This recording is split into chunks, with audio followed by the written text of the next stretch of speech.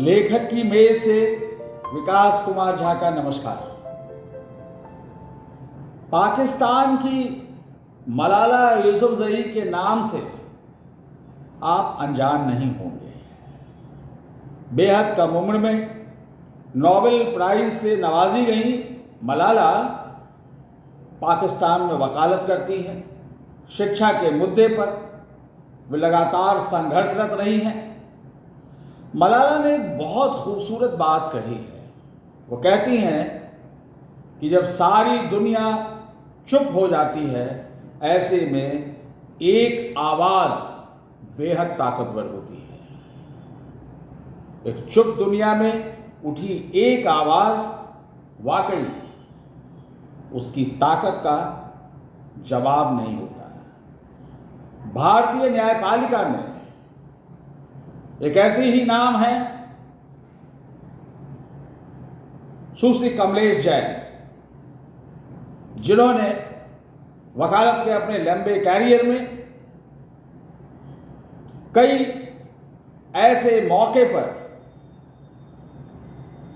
जब देश चुप होता है तो एक अकेली आवाज बुलंद करती है। और यही वजह है कि गुजरे वर्षों में कई अंडर ट्रायल प्रिजनर्स को, जो दशकों से जेल की सीखचों के पीछे तड़प रहे थे, उन्हें लगातार न्यायिक लड़ाई लड़कर स्वतंत्र करवाया। मसलन 37 वर्षों तक भारतीय जेल में बंद रहे बोका ठाकुर और 35 वर्षों तक भारतीय जेल में बंद रहे रुदल साहा का उदाहरण लें। लगातार लड़ाई लड़कर कमलेश जैन ने बोका ठाकुर और रुदल साहा को जब जेल से आज़ाद कराया तो सारी दुनिया की नज़र इस पर गई और वर्ल्ड मीडिया ने इसे हाथों हाथ लिया और इस मसले को लेकर बहुत व्यापक चर्चा हुई। कमलेश जैन न्यायिक लड़ाई और खासकर मजलूमों और गरीबों के लिए हमेशा न्यायपालिका में वे मुस्तैद रही हैं और इसका उदाहरण है उनकी किताब जुडिशरी ऑन ट्रायल। इन्होंने न्यायपालिका के अंदर जो विसंगतियां हैं इसको लगातार उठाया है। जुडिशरी ऑन ट्रायल यानी न्यायपालिका कसौटी पर, यह उसका हिंदी तर्जुमा है। यह किताब बेहद उल्लेखनीय है। उनकी दूसरी किताब है इन केस ऑफ रेप।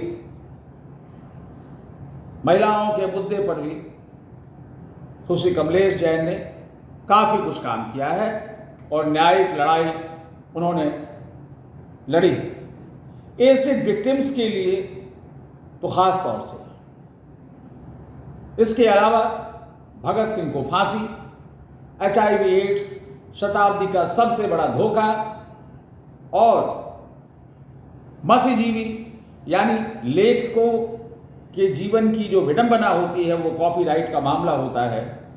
तो एक किताब कमलेश जैन की है कॉपीराइट्स। हम ऐसी एक नामचीन हस्ती कमलेश जैन, जिन्होंने लंबे अरसे तक पटना हाई कोर्ट में प्रैक्टिस किया और बीते 2.5 दशकों से सुप्रीम कोर्ट में हैं, हम आपकी मुलाकात कराते हैं न्यायपालिका की इस नामचीन हस्ती से, जिनके जीवन में उनके गुरु ने, स्वर्गीय नागेश्वर प्रसाद, जो बिहार के बहुत मशहूर एडवोकेट थे, उन्होंने उनको पहली दीक्षा दी थी कि यह जो गलतफहमी वकीलों के बारे में बनाई हुई है कि लॉयर्स आर लायर्स, बिना झूठ बोले वकालत आप नहीं कर सकते, सर्वाइव नहीं कर सकते। लेकिन इनके गुरु नागेश्वर प्रसाद ने इनको पहली दीक्षा दी थी कि ज़िंदगी में, अपने कैरियर में या जीवन में कभी झूठ नहीं बोलना है। एक वकील जो सच की लड़ाई लड़ता रहा है, उसकी जो जिद है न्याय दिलाने की, उसकी उदाहरण है सुश्री कमलेश जैन। मैंने 1975 से पटना हाई कोर्ट में वकालत शुरू की। वकालत क्रिमिनल लॉयर श्री नागेश्वर प्रसाद के साथ की। वो मेरी समझ में भारत के सबसे बड़े क्रिमिनल वकील थे और उनके डायरेक्शन में मैंने क्रिमिनल लॉ को बहुत अंदर तक समझा, बहुत गहरे तक समझा। उनके अंदर एक क्वालिटी थी कि वो सिर्फ अपने जूनियर्स को बोल कर नहीं सिखाते थे, समझाते नहीं थे, वो ऑब्जर्व करने के लिए कहते थे। उन्होंने मुझसे कुछ कहा तो नहीं, लेकिन मैं उनको ऑब्जर्व करती थी माइन्यूटली। जब वो कोर्ट में बहस करते थे तब भी, जब वो घर में केस तैयार करते थे तब भी। उनका घर में केस तैयार करने का तरीका जो था बहुत अनूठा था। वो पढ़ते नहीं थे ब्रीफ को, वो हम जूनियर्स से पढ़वाया करते थे और खुद नोट्स लिया करते थे उसके, उसी की बेसिस पर बहस करते थे। उनके बहस की एक क्वालिटी ये थी कि वो धीमे शब्दों में शुरू करते थे, जिससे कि पूरे कोर्ट का अटेंशन उनकी तरफ हो जाता था। फिर धीरे धीरे पिच ऑफ वॉइस वो रेज करते थे, जिससे कि सबका ध्यान वहीं रहता था। जैसे एक पिन भी गिर जाए तो आवाज़ हो जाए, सिर्फ उनकी आवाज़ गूंजती थी और वो बिल्कुल सीधे मस्तिष्क में, हृदय में असर करती थी। कमलेश जी, एक वकील का जीवन क्या होता है? जी, आप एक लेखक हैं और मैं एक वकील हूँ। क्या बताऊँ, दोनों के जीवन में बहुत सिमिलरिटीज़ होती हैं। जैसे आप बहुत सारे कैरेक्टर्स को डील करते हैं और उनको लिखते हैं, उनको समझते हैं, उनको एक ट्रीटमेंट देते हैं हर कैरेक्टर को। ठीक उसी तरह से हमारे जीवन में भी बहुत से कैरेक्टर्स आते हैं और हमारे जीवन में ये कहेंगे सुने सुनाए नहीं होते, वो सामने देखे हुए, परखे हुए, उनकी साइकोलॉजी को हम लोग क्रॉस एग्जामिनेशन से, केस की हिस्ट्री से, सबसे बहुत माइन्यूटली देखते हैं, जैसे कि कोई साइकियाट्रिस्ट देखता है, जैसे कि कोई पुलिस ऑफिसर देखता है, और एक जज की निगाह भी उसमें होती है। ये बहुत ही रोचक होता है।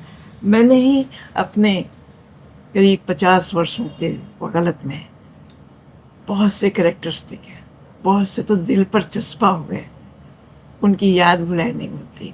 ऐसे ही मैंने नागेश्वर के साथ प्रैक्टिस शुरू की थी। 2 बड़े केस खुले थे। एक वर्ल्ड पटना हाई कोर्ट में एक वर्ल्ड फेम का था आनंद मूर्ति सरकार, PR सरकार का केस, प्रभात रंजन सरकार, जिनके और जिनके चेलों के ऊपर 26 मर्डर केस, रांची के जंगलों में होने वाले 26 मर्डर केसेस पर ट्रायल चल रही थी। आनंद मार्ग के प्रमुख थे। आनंद मार्ग के प्रमुख थे जी।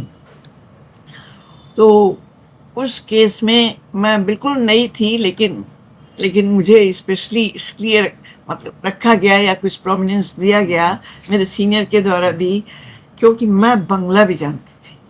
बंगला प्रांत की तरफ से होने वाली, किशनगंज की तरफ से आने के कारण मेरी बंगला बहुत अच्छी थी। मैं बंगला समझती भी थी, पढ़ती भी थी और बोलती भी थी। तो मुझे जितने भी गवाह थे, प्रभात रंजन सरकार खुद ही स्ट्रेचर पर आते थे कोर्ट के अंदर, वो भी बंगला बोलते थे। उनके जितने चेले थे जो एक्यूज थे, जो अवधूत वगैरह थे, कई थे, 20-25 थे वो लोग, उन पे ट्रायल चल रही थी। वो सब बंगाली स्पीकर थे। वो लोग बांग्ला में बोलते, अपना अपना मैटर रखते, उसको मैं ट्रांसलेशन करते, नागेश्वर को सुनाती, अंग्रेजी में ट्रांसलेट जो आपके सीनियर थे? जी, मेरे सीनियर नागेश्वर प्रसाद जी। जी जी। और तब वो उनको क्रॉस एग्जामिन करते, फिर मैं उनको एक्सप्लेन वो भी करती थी। इस तरह से हमारा एक लंबा सिलसिला रहा। तो इनके कोई कोई लोग तो मुझसे बहुत लगातार बहुत लंबे समय तक भी मिलते रहे थे और बात करते रहते थे बहुत ही खुशी के साथ। दूसरा केस साइमल्टेनियसली ही खुल गया था पटना लोअर कोर्ट में, नागमणि साहब का, जो भारत के एक ऐसे IAS ऑफिसर थे जिन पर पहली बार, किसी IAS ऑफिसर पर पहली बार वाइफ मर्डर केस चला था। राजेश्वरी हत्याकांड के नाम से मशहूर था। जी जी, नागेश्वरी, राजेश्वरी, हाँ, उनकी पत्नी का नाम था राजेश्वरी। तो उसमें कहेंगे कि उस बिहार कैडर के IAS थे। हाँ हाँ, बिहार कैडर के IAS थे, बहुत ब्रिलियंट IAS ऑफिसर थे, लेकिन इस कंट्रोवर्सी में फंस गए थे। नागेश्वर की डेथ बहुत जल्दी हो जाती है। मैं उनके साथ सिर्फ 1.5 वर्ष काम कर सकी।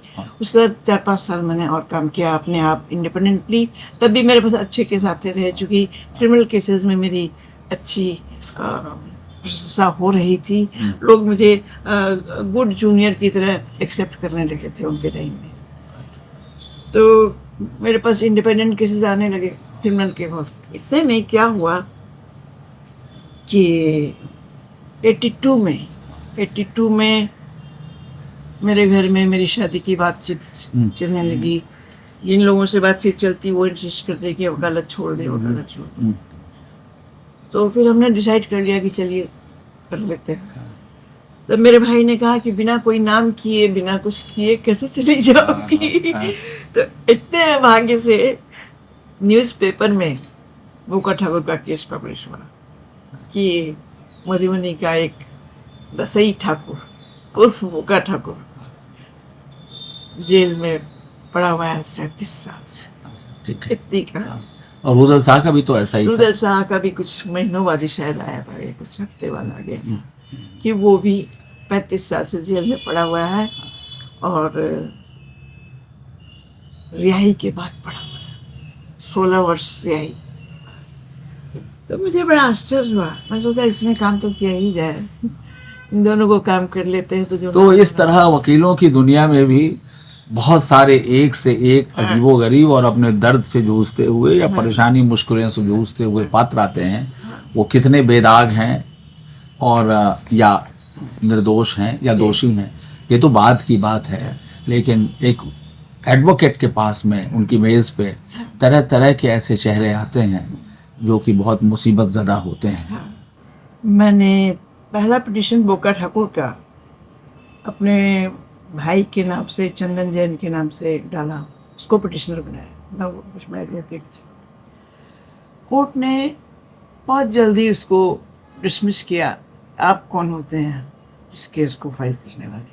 आप बोका ठाकुर के क्या लगते हैं? कोई रिलेशन में है क्या? कोई दोस्त वगैरह है क्या? उन्होंने कहा नहीं, हम तो उसे जानते भी नहीं है, पेपर में पढ़ा है इसलिए। नहीं, आपका कोई लोकस स्टैंडर्ड नहीं है, केस इज रिजेक्टेड। मैं बहुत हताश हुई, ये क्या हुआ? इतने सालों से कोई जेल में पड़ा हुआ है और तब भी उसकी पिटीशन रिजेक्ट हो गई। मैंने कहा जी। फिर मैंने उसके बारे में न्यूज़पेपर से ही थोड़ा और पता लगाया तो पता चला वो मधुबनी से अरेस्ट हुआ था, मधुबनी का था और वहीं की जेल में होना चाहिए, ये मैंने सोचा। अपने क्लर्क को हमने भेजा वकालतनामा लेके, पेपर्स लेके, एफिडेविट के और पैसे दे करके। वहाँ जब वो गया तो पता चला कि वहाँ नहीं रहता है बोका ठाकुर, बल्कि वो मधुबनी जेल में वो नहीं था, मधुबनी जेल में नहीं था, बल्कि उसको बहुत पहले ही मेंटल हॉस्पिटल कांके भेज दिया गया था। मैं बहुत आश्चर्यचकित हुई कि कांके कैसे भेजा गया। और दूसरी बात ये कि आखिर इसका इलाज क्या है? जब हम लोग उसके कोई है ही नहीं तो केस कैसे फाइल करें?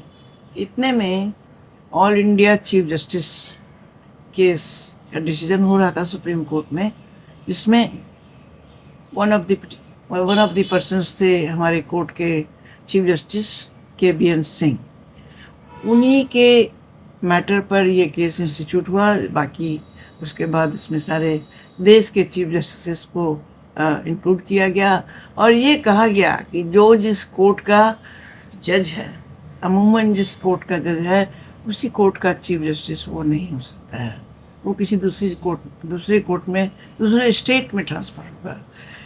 ये पहली बार इस तरह का फैसला आया। वो 300-400 पेज का जजमेंट था, बहुत बड़ा, एक ही जजमेंट कितना बड़ा था। मैंने उसको बहुत धैर्य से पढ़ा। पढ़ने के बाद मुझे एक पैराग्राफ उसमें मिला, यदि किसी का कोई है नहीं दुनिया में, वो अकेला है, उसकी तरफ से पैरवी करने वाला कोई नहीं है, तो कोई भी उसका वेल विशर बन के, मित्र बन के कोर्ट में केस फाइल कर सकता है, उसके लिए रिलीफ ले सकता है। ये पैराग्राफ मुझे बहुत पसंद आया और मैंने इस पैराग्राफ को लगाकर चंदन को तो छोड़ दिया, क्योंकि जो एक बार पिटिशनर हो गया वो फिर दोबारा नहीं बन सकता था यदि उसका केस रिजेक्ट हो चुका है। तो फिर मैंने उसी के दोस्त राज रतन सहाय, क्लास फ्रेंड था उसका, उसको पिटिशनर बनाया। और तब मैंने ये दलील जब दी और वो कोटेशन दिया उस जजमेंट से, तो कोर्ट एग्री कर गया और उसके बाद उस केस की सुनवाई चलने लगी। यह केस बहुत पहले हुआ था, 1983 में हुआ था और इसकी बहुत चर्चा हुई थी। भारत के सभी अखबारों, सभी मैगजीन्स, लॉ जर्नल्स, सब में ये केस पब्लिश हुआ था, बहुत प्रोमिनेंटली हुआ था।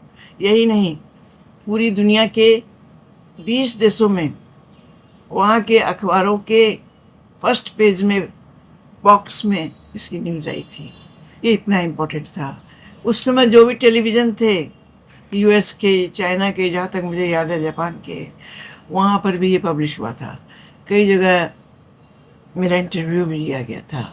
मैंने सोचा था पीआईएल की प्रथा तो चल पड़ी उसके बाद से कि कोई भी किसी की तरफ से केस फाइल कर सकता था यदि किसी का कोई था नहीं तो, लेकिन जेल की अवस्था बहुत सुधरी नहीं। मुझे आज भी दुख है। अभी हाल में भी मैंने पढ़ा है 27, 28, 30 साल से लोग जेल में पड़े हुए हैं, जजमेंट नहीं होते हैं, रिहाई नहीं होती है। रिहाई नहीं तो आपको सज़ा देनी है तो दे दीजिए। कितनी सज़ा दीजिएगा? 20 साल दीजिएगा, जो कि घट के 14 साल रह जाते हैं पैरोल के बाद। लेकिन आप क्या 30-30 साल रखिएगा किसी को? 40-40 साल रखिएगा? कब हमारा देश सुधरेगा? इस बात की मुझे बहुत चिंता है। आज भी जुडिशरी में बहुत ही क्रूशियल कोई चेंज जो आए वो नहीं आया। जजमेंट्स हों कैसे, प्रोसीजर्स चलें कैसे, ये वही बाबा आदम के ही चल रहे हैं, ब्रिटिश पीरियड के ही चल रहे हैं। कहने को हम ब्रिटिश पीरियड से निकल आए हैं, लेकिन नहीं, जुडिशरी में हम नहीं निकले हैं। और मेरी यह अवधारणा है, बहुत पक्की मन की अवधारणा है, कि जिस दिन जुडिशरी फेयर हो जाएगी, जिस दिन जुडिशरी जल्दी हो जाएगी, जल्दी केसेस होने लगेंगे, तो उस दिन भारत का भाग्य बदल जाएगा। उसकी स्वतंत्रता में बहुत बड़ा बदलाव आएगा। आधी दुनिया आज इसीलिए सफ़र कर रही है। लाखों लोग जेलों में पड़े हैं, अंडर ट्रायल प्रिजनर्स पड़े हैं। यदि 6 महीने सज़ा होनी चाहिए जिस केस में, उसमें 6 साल लगते हैं, कभी कभी 10 साल लगते हैं। कोई इनके लिए पैरवी करने वाला नहीं होता है। और जब कोई वकील पैरवी करने जाता भी है, एक बार मैं तिहाड़ जेल गई थी, मैंने कहा था यहाँ जो जो अंडर ट्रायल हैं या जिनकी सज़ा पूरी हो गई है, मुझे उनकी तरफ से केस फाइल करने दीजिए, मैं खुद करूँगी, पैसे नहीं लूँगी। लेकिन फिर भी जेल ने मुझे कॉपरेट नहीं किया था, नहीं हम आपको नहीं दे सकते हैं। तो ये हाल आज भी है। आज भी यहाँ की जनता सफ़र कर रही है। मैं ये कहूँगी, जजेस को तो कोई फ़र्क नहीं पड़ता, उनको तो सैलरी मिलती है, उनके रख रखाव में, उनको जो भी सुविधाएं मिलती हैं उनमें कोई असर नहीं आता। वो सभी कुछ करते रहते हैं।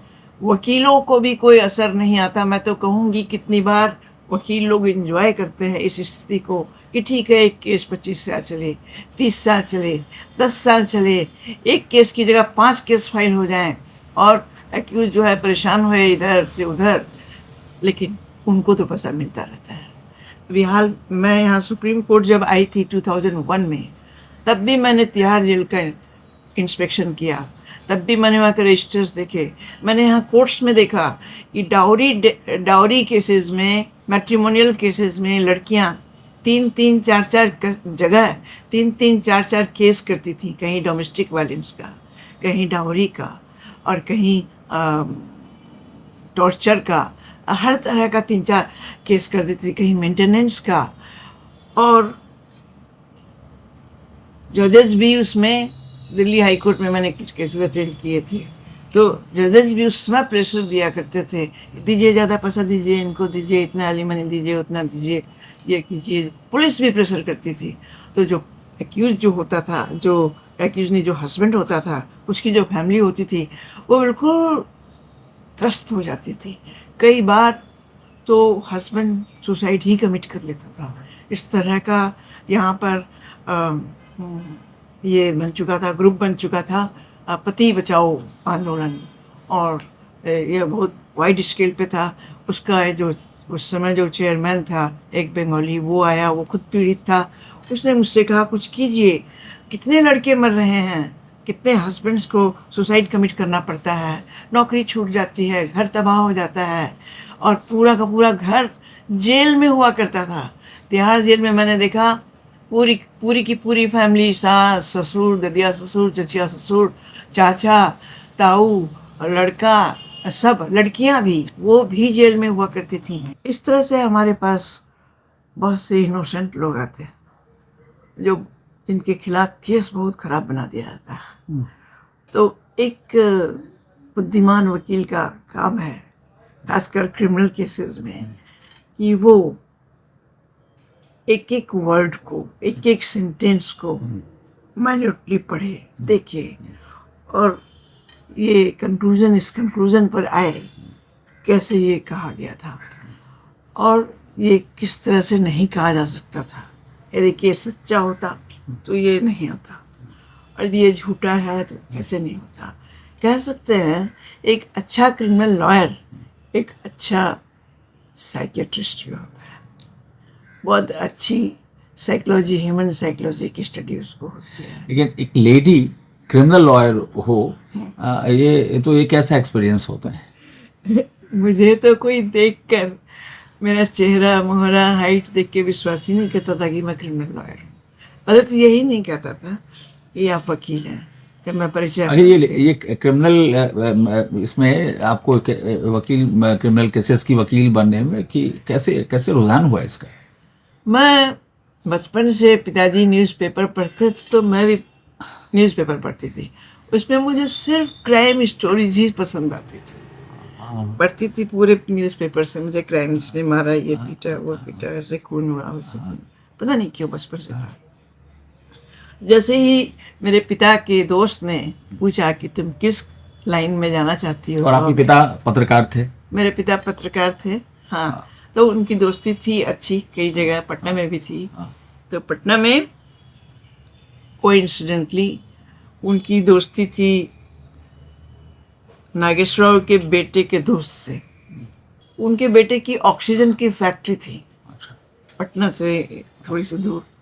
वो पार्टनर थे ऑक्सीजन फैक्ट्री में, कैलाश चंद जैन। अच्छा। तो मेरे पिता उनके पास गए कि आप यहाँ के हैं, बताइए इसको कहाँ रखा जाए। तो उन्होंने मुझसे आके पूछा कि तुम्हारे इंटरेस्ट का कौन सा विंग है लॉ में। मैंने कहा मेरा तो क्रिमिनल है, क्योंकि बचपन से क्राइम ही जानती थी। तो उसके बाद मतलब बहुत थ्रिल लगता था आपको अखबारों में? अखबार वो पढ़ के, वो न्यूज़ पढ़ करके। तो फिर उन्होंने, चलो तब तुमको बेस्ट लॉयर से करवाते हैं, उनकी जूनियर बनोगी। मैंने कहा हाँ बनूंगी। तब उसके बाद वो लेके मुझे गए नागेश्वरराव के पास गए। बोले इसको रख लीजिए, ये वकील है, बनी है अभी, इसको जूनियर रख लीजिए। उन्होंने मुझे गौर से देखा, इतनी छोटी लड़की है, लड़कियां पढ़ती लिखती तो है नहीं, मेहनत भी नहीं करती है ना। मैं अपनी अंतिम उम्र में, उनकी उम्र थी उस समय 86 नागेश्वरराव की, अपनी अंतिम उम्र में लड़की फड़की रख करके अपने को बदनामी मोड़नी नहीं लेना चाहता। ले जाओ, उन्होंने कहा रख लीजिए, 10 दिन के लिए खाली रख लीजिए। 10 दिन में यदि आपको ठीक ना लगे तो फिर आप इसको लौटा दीजिएगा, आप उनकी जगह मैं आके ले जाऊँगा। मैंने कहा ठीक है। तो 10 दिन में उन्होंने मुझे जो पुरानी फाइल, जो डिस्पोजल के केसेस थे, वो दिए पढ़ने के लिए। तो मैंने कुछ सवाल पूछे वहाँ। उनके यहाँ का एनवायरनमेंट मुझे बहुत अच्छा लगा। मैंने कभी भी ऐसा एनवायरनमेंट नहीं देखा था। इतने नौकर चाकर, इतने जूनियर्स, इतने केसेस, इतने क्लाइंट्स, ऐसा माहौल ही मैंने कभी नहीं देखा था। इनफैक्ट मैंने वकील क्या होता है यह सिर्फ कोर्ट केसेस सिनेमा हॉल में देखा था। मैंने रियल में भी कोई वकील नहीं देखा था, कभी कोई अदालत भी नहीं देखी थी।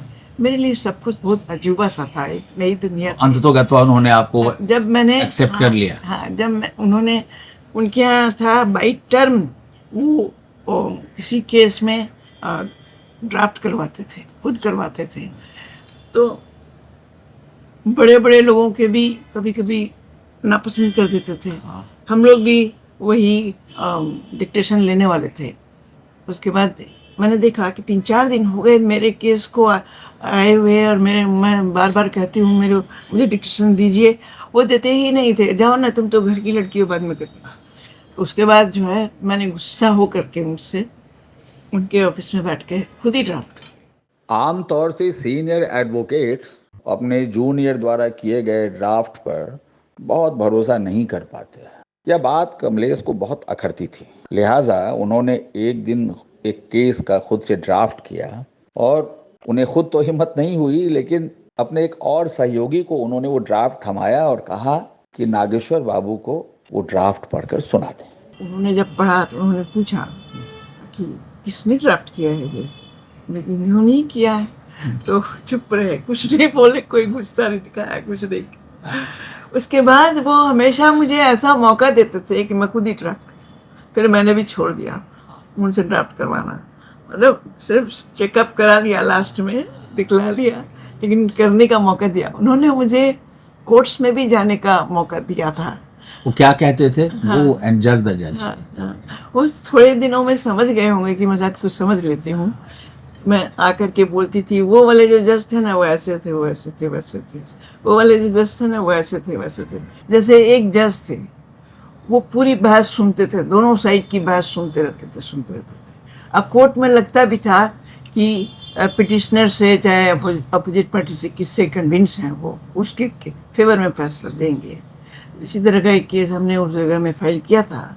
लेकिन उनकी आदत थी कि वो सुनकर इम्प्रेस कोर्ट में जो भी हों, अंत में लेकिन एक कोई स्लिप निकालते थे वो, और स्लिप निकाल करके, और उस पर यदि उसमें नो लिखा हुआ है तो कन्विंस कोर्ट में होते हुए भी नो पर ही जजमेंट दे देते थे। नो कौन लिखता था? वो अपने घर से। अच्छा। उनके घर में कुछ ऐसी प्रथा थी, जब पूजा करने जाते थे ना तो फाइल रखवाए ऐसे 2 जगह। फाइल में से एक फाइल में लात मारे क्या, तो एक जो इधर गिरी वो सब यस, जो इधर गिरी सो नो। ये लोग कहते थे। हाँ, ये एक हाँ, लोग कहते थे। तो वो कोर्ट में कन्विंस जिस पार्टी से भी हों, लेकिन लास्ट में अपनी स्लिप निकाल के देखते थे, और उसमें यदि नो लिखा होता था तो कन्विंस होते हुए भी उस केस को डिसमिस कर देते थे। इस तरह एक महिला थी, महिला लॉयर थी, उसका केस था, पर्सनल केस था। उसकी तरफ से बहुत सारे एडवोकेट्स इंटरेस्टेड थे, नागेश्वर उसमें सीनियर थे। वो बहस करने के लिए गए, महिला की तरफ से कन्विंस कोर्ट में जज साहब हो चुके थे। लेकिन मेरी आदत थी, मैं अंत तक कोर्ट में बैठी रहती थी जब तक जजमेंट लिखा नहीं जाता था। सब लोग चले जाते थे ट्रेंड देख कर, क्या बच्चा है, ऐसा होगा वैसा होगा। लेकिन मैं लास्ट हार्ड डिसमिस, फलाना लिखाना जो भी अलाउड, वो सुन के तब निकलती थी कोर्ट से। तो वो लोग बड़े खुश थे कि कैसे हम लोग इतने ही वाले हैं। जज साहब का व्यू बहुत पॉजिटिव था। फिर मैं जब गई, मैंने कहा अलाउ नहीं हुआ है, डिसमिस हो गया। अच्छा, बिल्कुल उल्टा जो इम्प्रेशन के, बिल्कुल उल्टा। लास्ट में स्लिप डिसमिस। उसी तरह से एक और जज थे जिनके बारे में मशहूर था कि केस चाहे जो भी हो, मेरिट उस केस की चाहे जो भी हो, बहस जो भी हो, वो चेहरा देख के जजमेंट दिया करते थे। तो इसीलिए हमारे सीनियर एक ऐसा क्लाइंट आया हमारे पास गया का, इसके ऊपर मर्डर केस था और उसकी जो मुद्रा थी, जो चेहरा मोहरा था, ड्रेसअप था, वो सब थोड़ा रॉबीले टाइप का था।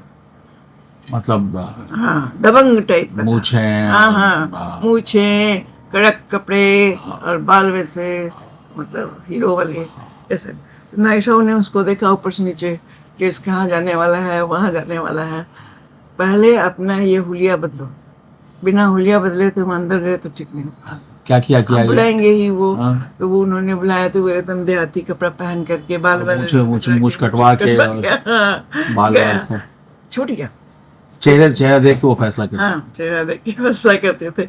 इसी तरह एक और जज थे हमारे यहाँ पर, तो वो जज साहब जो हैं जुडिशरी से नहीं आए थे, हाँ। किसी डिपार्टमेंट से उनको यहाँ भेज दिया गया था जज बना के, हाई कोर्ट जज बना के। जुडिशरी के बारे में तो कुछ जानते नहीं थे वो। तो वो क्या करते थे कि एफआईआर तक पढ़ना नहीं जानते थे, नहीं जानते, क्रिमिनल बेंच मिली हुई थी उनको, एफआईआर तक पढ़ना नहीं जानते थे। तो वो अपने पेशकार से कहते थे कि पहले इसको रोमन में लिख के लो, तो वो रोमन में लिखता था, रोमन में तो उसको पढ़ते थे। उसके बाद उससे पूछते थे कि ऐसे केस में बेल होगा कि नहीं होगा, तो पेशकार कुछ बोलता था कि होगा नहीं होगा, ठीक है तो इसमें हम बेल देते हैं, बाकी ऑर्डर तुम लिख लो, ऐसा भी था। इस तरह से दुनिया चल रही। अपॉइंटमेंट होते थे। कहाँ कहाँ से गुजर गया। कमलेश याद करती हैं बीते दशकों को, कितने मनोहर थे वे दिन। वे याद करती हैं बिहार के किशनगंज और ठाकुरगंज में व्यतीत अपने बचपन और अपनी किशोरावस्था के दिनों को। किशनगंज और ठाकुरगंज बिहार के दो छोटे छोटे कस्बे, जहाँ नदी बहती थी, अमराई थी, चारों तरफ खेत थे और लोग सरल थे। अब वह दुनिया लौटने वाली नहीं है।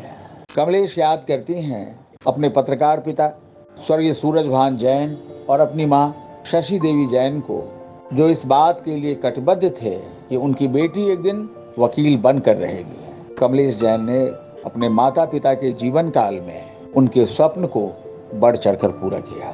तो इस तरह दुनिया जब चुप होती है तो एक अकेली आवाज बेहद ताकतवर होती है।